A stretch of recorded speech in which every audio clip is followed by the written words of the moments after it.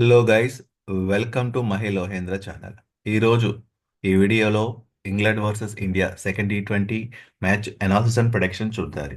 So బేసిక్గా first match అయితే India grand victory కొట్టింది. సో మనందరికీ తెలుసు, అటు స్పిన్ బౌలర్స్, ఇటు బ్యాట్స్మెన్స్ అయితే మొత్తం అందరూ కూడా ఈక్వల్గా ఆడారని చెప్పుకోవచ్చు.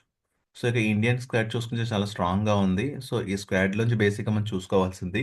So already I think Abhishek Sharma నేను ప్రాక్టీస్లో గాయపడ్డాడు. ఒకవేళ అభిషేక్ శర్మ కోలుకోకపోతే అతని స్థానంలో ధ్రువ్ జురేల్ అయితే రావచ్చే ఛాన్సెస్ ఉన్నాయి.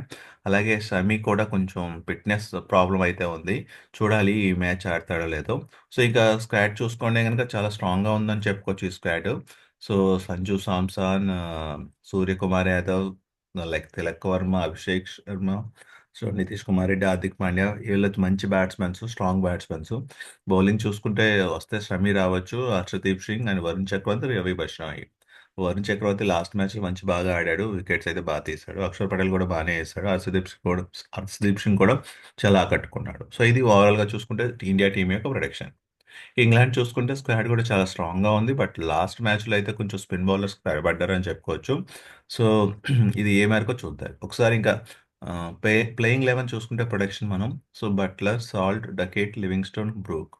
సో బ్రూక్ వరకు వీళ్ళకి బ్యాటింగ్ అయితే ఉంది. సో వన్స్ వీళ్ళు సెటిల్ అయితే భారీ స్కోర్ అయితే వచ్చే ఛాన్సెస్ ఉంది. లాస్ట్ మ్యాచ్లో ఓన్లీ బట్లర్ తప్ప మిగతా బ్యాట్స్మెన్ అందరూ చేతులు తీశారు, మన అందరికీ తెలుసు.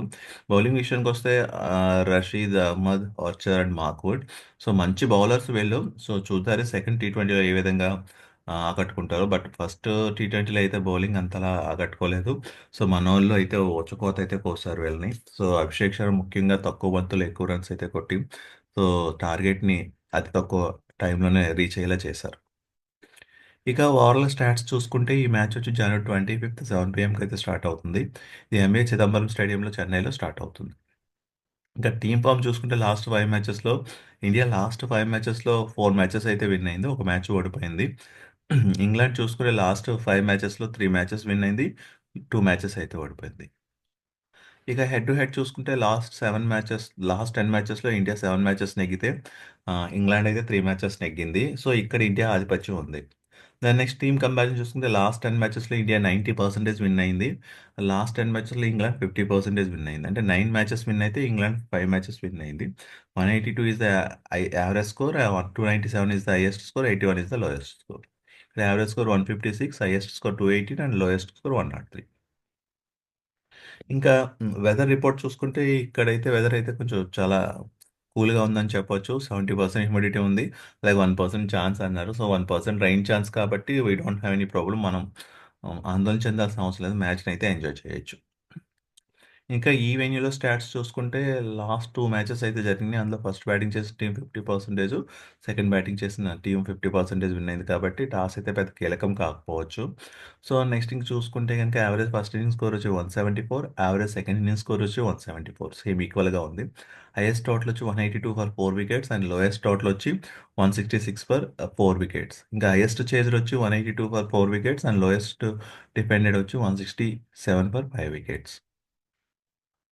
ఫేస్ వర్సెస్ స్పిన్ చూసుకుంటే ఈ పిచ్లో టోటల్ 60% వికెట్స్ ఫేస్ బౌలర్స్ అయితే తీశారు, స్పిన్ బౌలర్స్ 40% తీశారు. సో కాబట్టి ఇక్కడ కొంచెం ఫేస్ బౌలర్స్ కనిపించే విధంగా ఉందని చెప్పుకోవచ్చు ఈ పిచ్.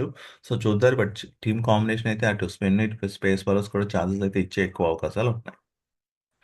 సో ఇది ఓవరాల్గా టీమ్ యొక్క అనాలిసిస్ అండ్ ప్రొడక్షన్. సో ఈ టీమ్ యొక్క అనాలిసిస్ అండ్ ప్రొడక్షన్ బేస్ చేసుకుని ఈ 2 టీమ్స్లో నెగ్గేది ఇండియా. కానీ టాస్ వేసిన తర్వాత యాక్చువల్ రిజల్ట్ మా ఛానల్ అయితే పోస్ట్ చేయడం జరుగుతుంది. సో అలాగే మా ఛానల్ లింక్ ని డిస్క్రిప్షన్ లో అయితే ఇవ్వడం జరిగింది. ఒకసారి ఆ లింక్ ఓపెన్ చేసి ఛానల్లో జాయిన్ అవ్వండి. అలాగే ఓన్లీ బిగ్ బ్యాష్ లీగే కాకుండా BPL, so south Africa league 20 running matches, అలాగే ఫుట్బాల్ మ్యాచెస్ ఇక ప్రొడక్షన్ అయితే మా ఛానల్లో జరుగుతుంది. సో మా ఛానల్ అయితే ఫాలో అవ్వండి.